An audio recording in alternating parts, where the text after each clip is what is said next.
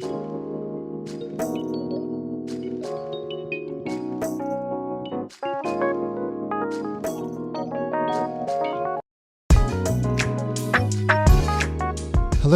welcome to the Exchange Podcast. I'm your host, Ari Hirschberg, manager of the Digital Community and Engagement at the Exchange Lab. I'm talking with Beth Collins, Director of Data Policy and Legislation, and Colleen Rice, Executive Director of Strategic Projects with the British Columbia Public Service. We're continuing the conversation from the data to help dismantle systemic racism from the Digital BC livestream. The data collected will help identify gaps in programs and services and allow the government to better meet the needs of Indigenous, Black, and racialized British Columbians.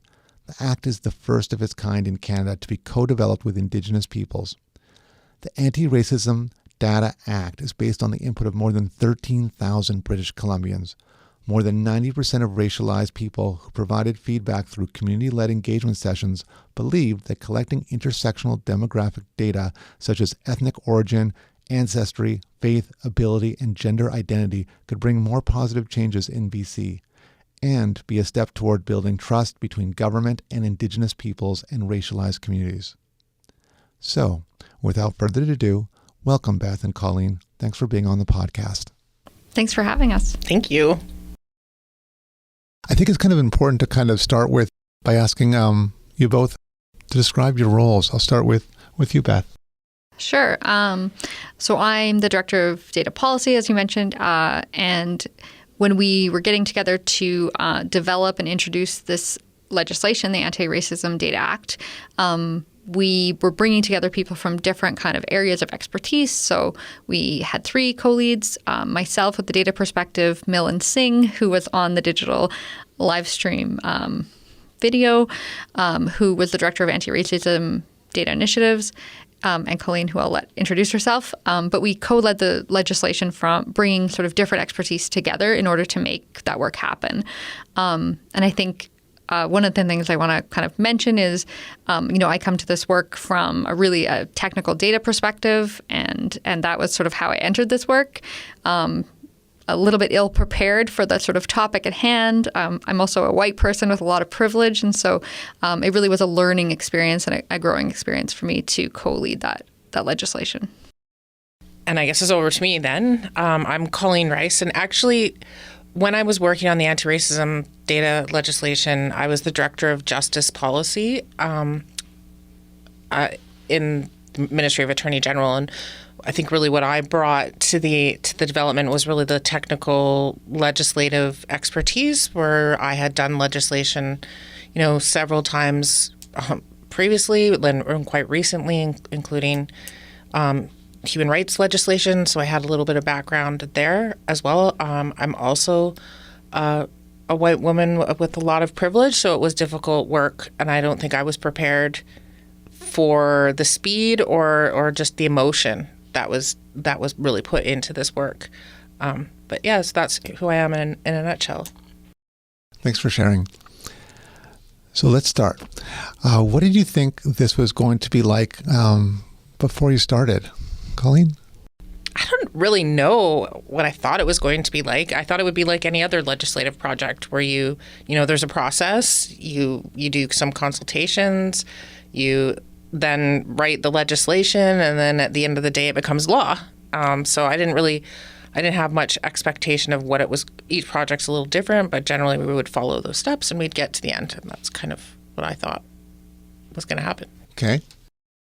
Yeah, I would say kind of similarly. I mean, it was my first legislative project, so I didn't even know what to expect. But I think I did come in thinking it was kind of going to be kind of a neutral experience of just kind of, adding this, let's just sprinkle in this data perspective into this legislation. And yeah, I definitely didn't think we were going to end up where we ended up with having co-developed legislation with Indigenous people and doing something that other people hadn't done before.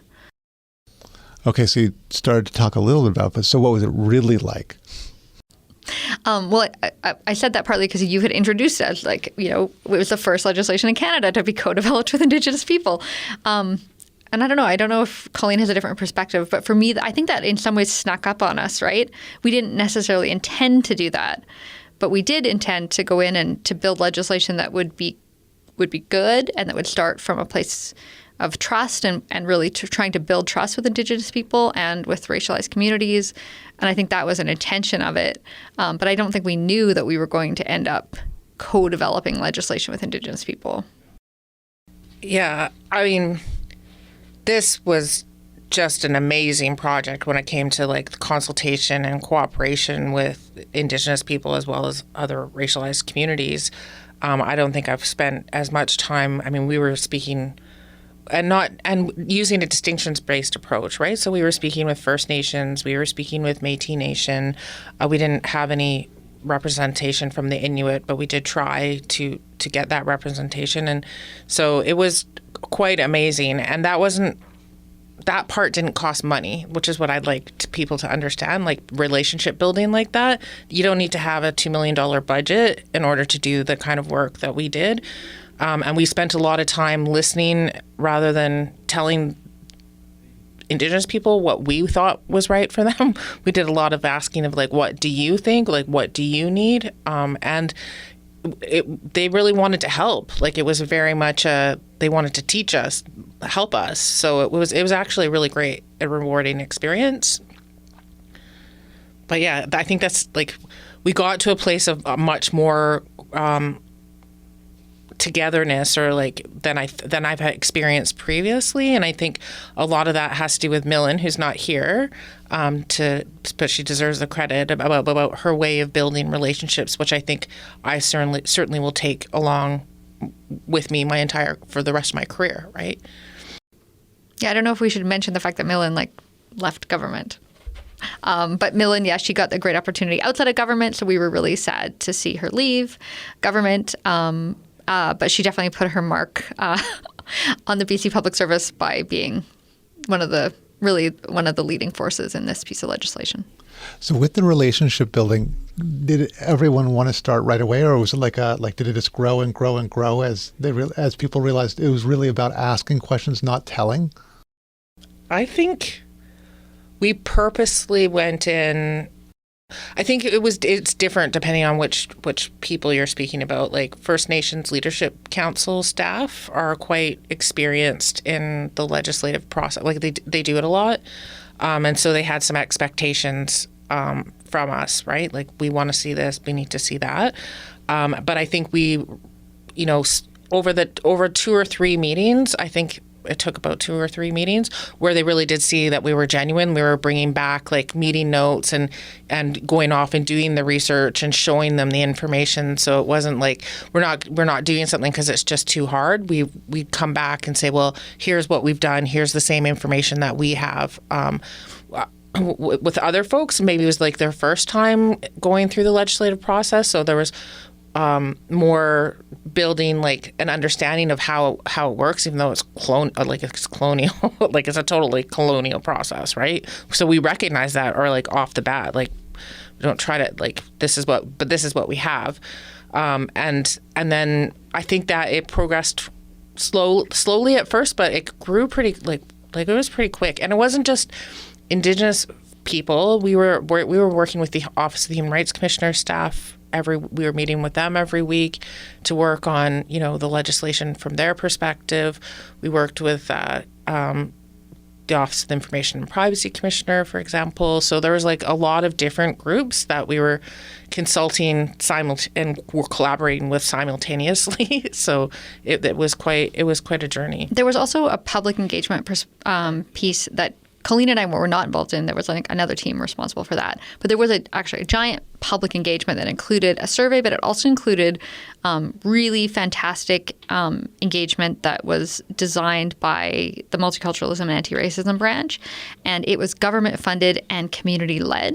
And so instead of government coming in and consulting in kind of this normal way that government would consult, where we come in and we bring our either government people or consultants, strangely, to consult, and asking these really specific questions in this specific way, which of course is a very colonial thing. Again, what they did is they said, okay, we're going to basically provide grants, and then the community groups can go out and consult their membership, their constituents, and then and then government will kind of get that in the form that those communities want it to take. Like, so instead of government saying we need it to be exactly like this, it was the communities kind of framing how it would come back and how it would be, how that consultation would happen out in the field. And so that, again, we weren't really as involved in that, but I think that actually really helped with the trust building, because from the beginning, it wasn't government led, it was community led. And so I think we did benefit from that having come first, right? It has a real facilitation feel to it too, it sounds like. Yeah, well, and even the facilitation was happening by community members, right? Like they're facilitating that. So like the amount the government doesn't know about how to do that work. And so I mean, that's kind of one of the themes I see is like just government acknowledging that we don't have the answers. Like that the answer, like, you know, the public and certain folks have the answers, right? Like Indigenous people have the answers about how this needs to look for them. Racialized communities have the answers about how it's going to look for them. Other marginalized folks have the answers about how this should look for them. That's a huge point. I remember at the very beginning, well, how should we do this consultation? And I was like, I don't know. We should just ask Indigenous people how they want to be consulted. Like how, like, it seems pretty basic, right? Like, what, I don't know how they would like, or if they even would like to work on this project, right? Let's just go ask them.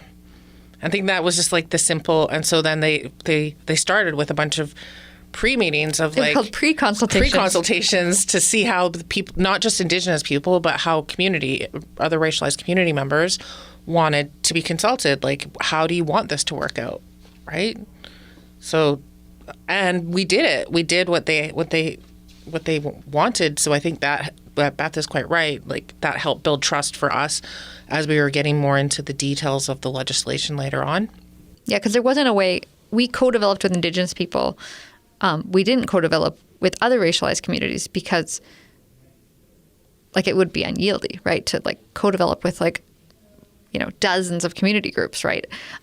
But we did have this really, really strong engagement in the beginning. So we were still getting feedback that was getting integrated into what we were doing with the legislation, and that feedback and consultation is also part of what we're using to implement the act.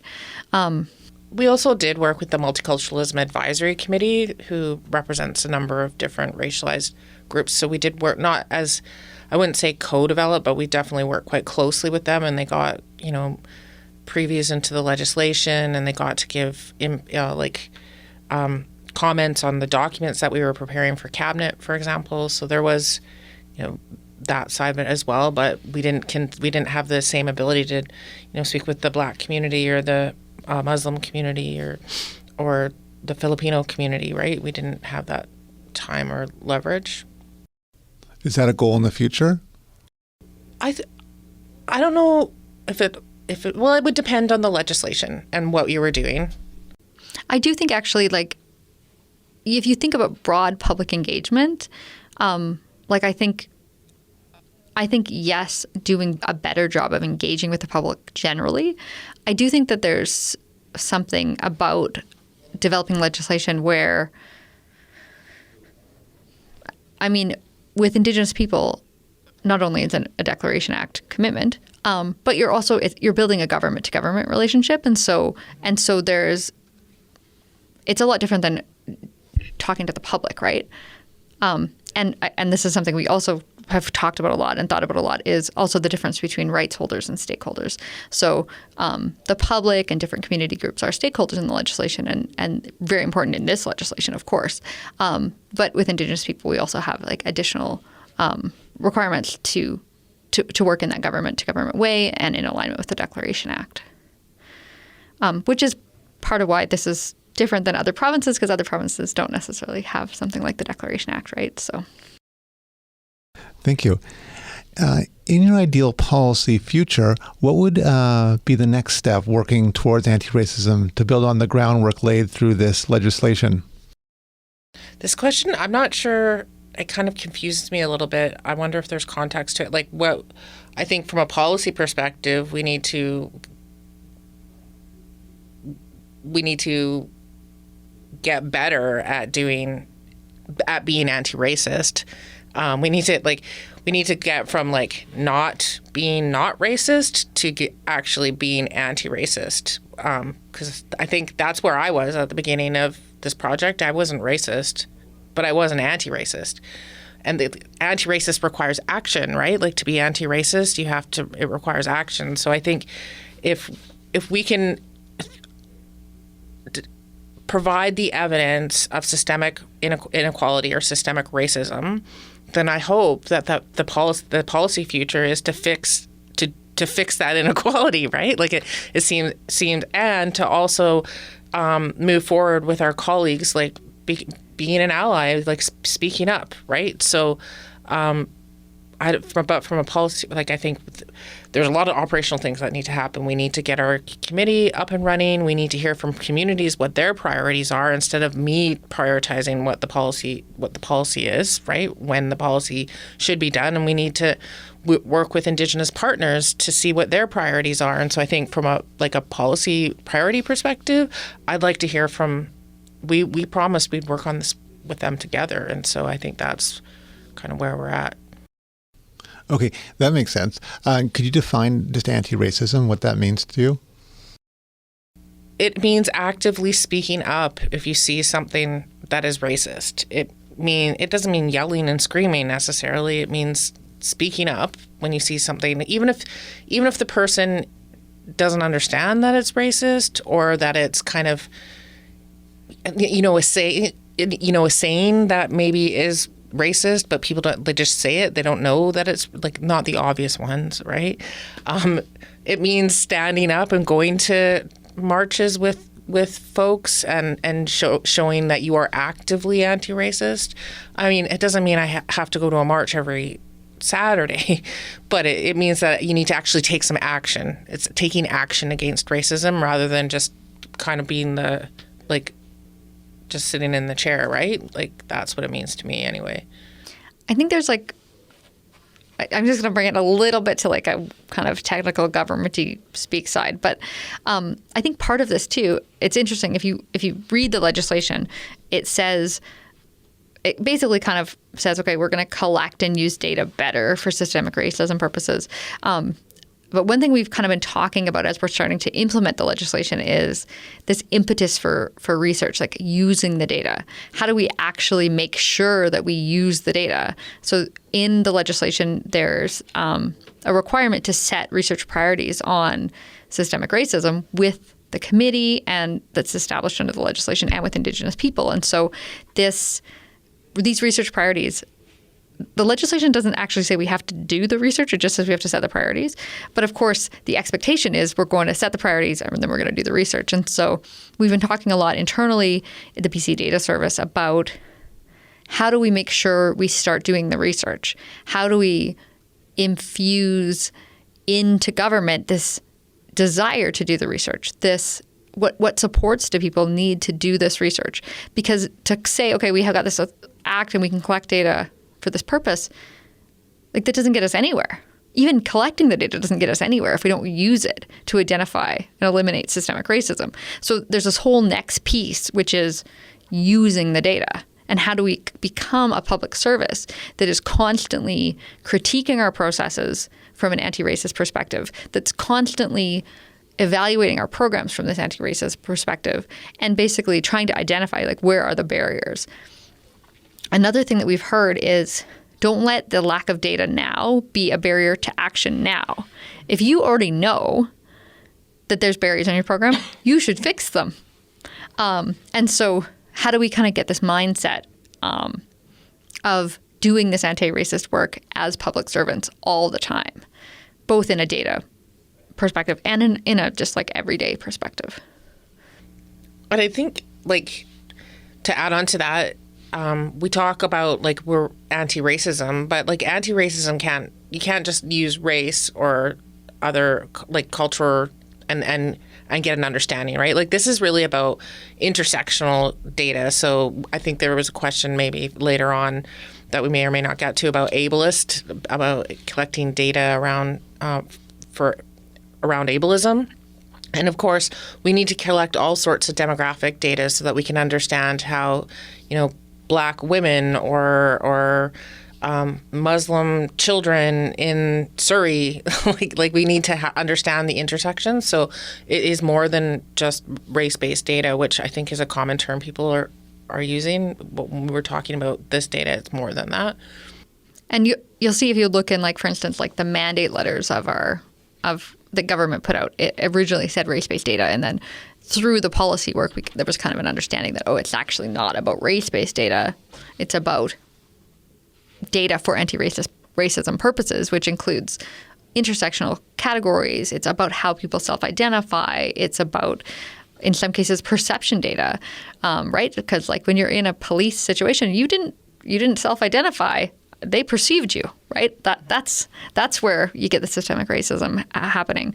And so there's all these factors. And then again, you can only understand government programs if you also have data about those programs. Yeah. So that's why we sometimes say anti-racism data, and people are like, what exactly is that? Well, it's kind of anything that could be used for this purpose. Right. And so, yes, it includes variables about demographics like race and ethnicity and ancestry and age and gender and various things, but it has to be used with administrative program data in order to be useful. What is a story or comment from the engagements that stood out for you the most, especially in terms of its influence on the legislation development? This is hard because the stories were told to us, and then were told not to be shared. So I can say, like, we did hear stories of racism happening to people, but we did promise that we would not be sharing personal stories. So I think what does stand out to me the most, though, is the day that the legislation received first reading. So it was introduced into the legislature, and they had a community event that I was privileged to attend, and the happiness on the community members' faces, like, they were just truly, truly grateful and happy. And I felt like, okay, I've done something positive here for them. And they were like, it was a party. They were so, like, I've never been to the legislature when legislation becomes a party. Usually it's very technical, but this was like, they were so happy and so grateful and spoke and said wonderful things. Dr. June Francis said wonderful and moving things. And so that, I think that's the moment that stands out, where the legislation, it really was impactful for them. But we did hear tragically stories of racism that is still happening today. So it's just more reason to move forward with this next legislation, as well as implementing the anti-racism data legislation. Yeah, I think, echoing like what Colleen said, I mean, there was moments where, like, government people were, like, hearing what we were doing and like becoming like racialized people who work in government, like, were emotional about the work. And, like, we were on these really tight timelines. It was, like, really quick for us and, like, really intense. And so having these moments where, like, people are super emotional and you're just like, oh, like, this is just part of my 12-hour day. Like, to kind of be able to step back and say, oh, okay, yeah, okay, this is like, we're on the right track here, and this is really going to impact people. Because for us, we were on a very, very tight timeline. It was a very hectic schedule as we were leading up to introduction. And so then to see people being so moved by the fact that government was doing this.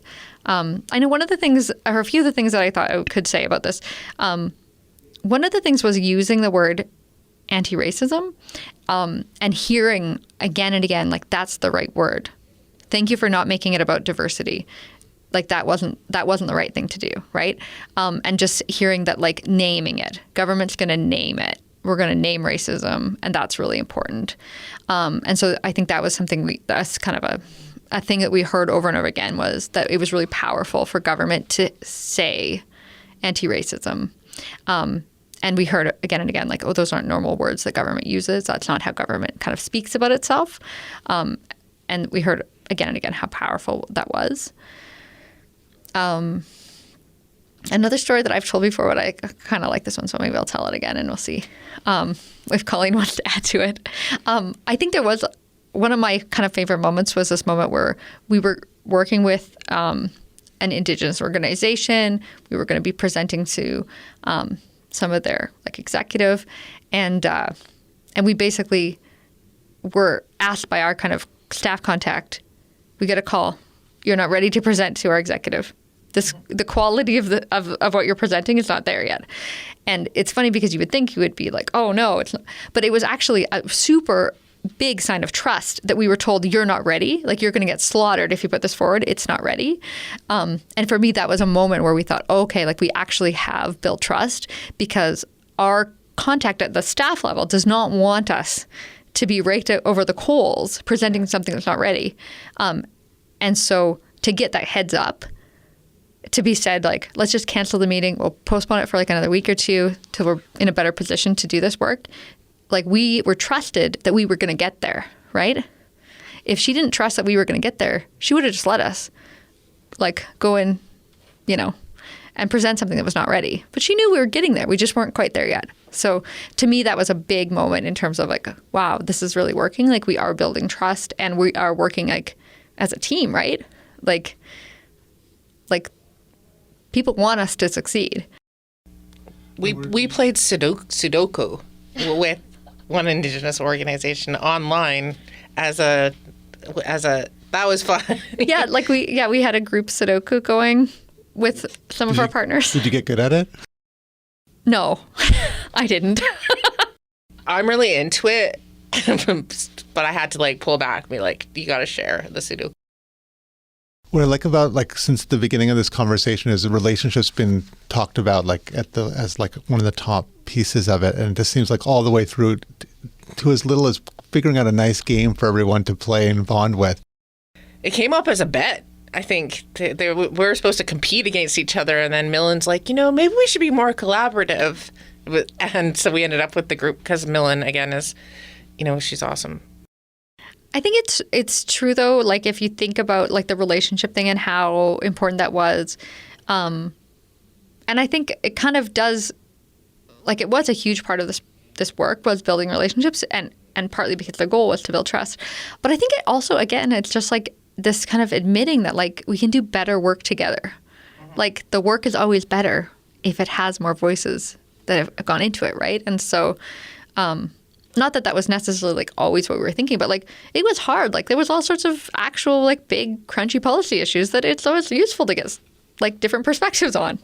And I think, like just as a government speak, like we had them all on non-disclosure agreements, right? So they could see all the stuff that normally you wouldn't be able to, like all of the privileged information that you wouldn't normally get to see. And I think that allowed us as a team to just be as like really open, right? Like here's what we're trying to say. Like if you can help us make it better or you have a better idea, that we would gladly take that. And we did. Like we honestly did take it, and we would bring back the next draft or whatever, and they could see that we had taken input and their input and put it in there. So it wasn't just about saying no, it was about, again, like only saying no if no really made sense, and to give a rationale behind that. I would say like one of the things that in terms of relationship building that I'm super proud of is the relationship we built with Métis Nation BC, actually, because Métis Nation BC really feels overlooked often by government. They're an afterthought, and we had such a great relationship with them and still do. We've been working with them really closely on implementation, and there's really key aspects of the legislation that were 100% Métis Nation BC. Have you thought about this concept, putting it in? And like now it's like one of the main drivers that of how the legislation is and how it reads. And like had we also just ignored Métis Nation BC or had them as an afterthought, the legislation wouldn't be as strong as it is. 100%. I was going to also say, also the other one that really stands out for me is anti-racism. It's about being part of stopping it, being a voice instead of just being a reader. Right. Like I really like how the word really resonates for me too. Last question, and If you're new to the podcast, all of our questions are from the live stream, and we just use the questions that are coming in are really popular. And so I like this last question. As a non-Caucasian, my experience is that flippant comments with a side of bigotry happens regardless of awareness or learning. How would one address this? I think it goes back to being anti-racist, right? Like that's really, I mean, people need to correct people. That doesn't mean you need to yell at them, and maybe you don't even need to do it in a room full of people. Maybe you have a polite conversation with someone afterwards. But I think, like, you know, people used to say that's so gay, right? That was a common and really offensive, and they probably still say it now to a point.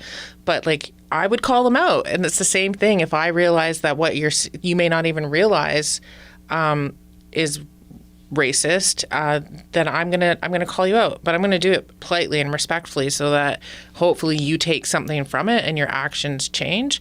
I don't know that we'll ever get to zero. I that's the goal, but like, I think it takes time, and it takes people becoming allies and really realizing like that they need to be more than just not racist. That's where it resonates for me.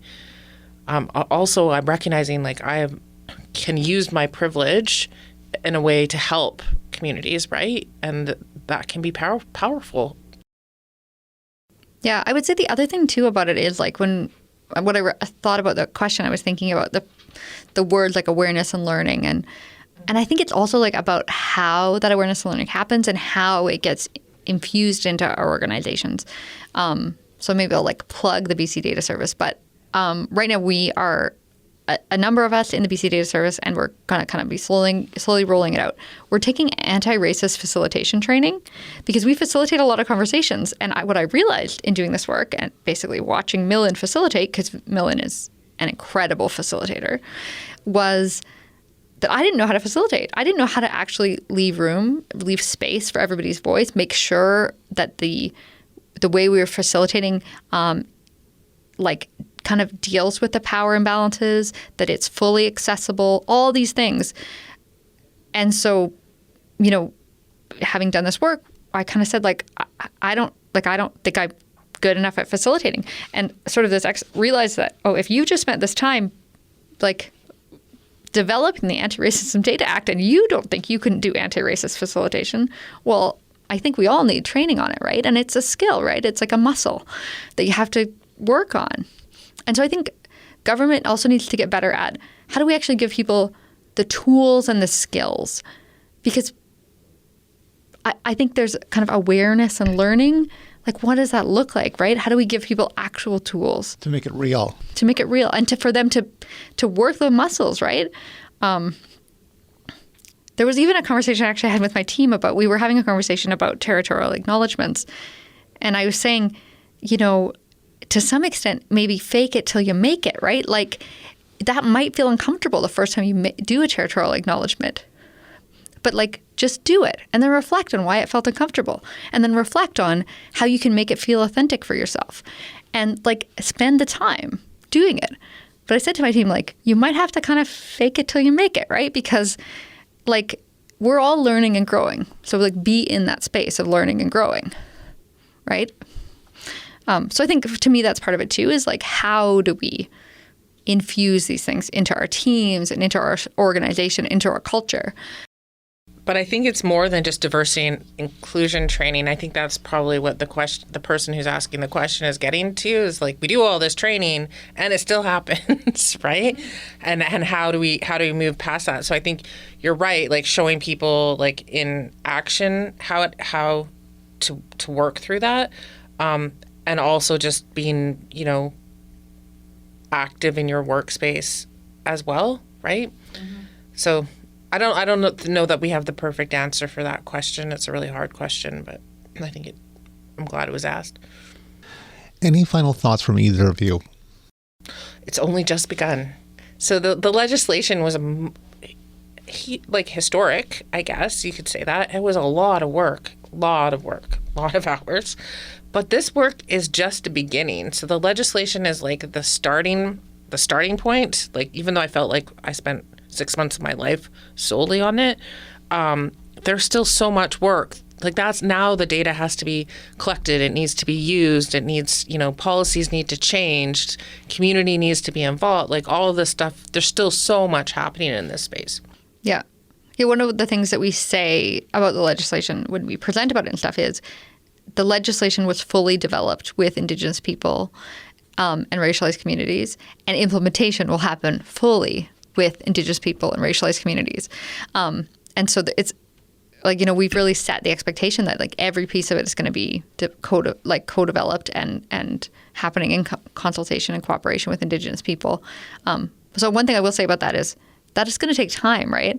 So, if you're expecting to see, a data standard, like you're going to have to wait a bit longer because in order to actually do this work well, you actually have to do it at the speed of trust, which is even the legislation has not put us at a point where, we built these relationships, but that doesn't mean that the average racialized person in BC or the average Indigenous person in BC trusts government. Like we're still working on that. So, we've got a lot of work to do on implementation, and it's not going to happen overnight, right? But things are happening.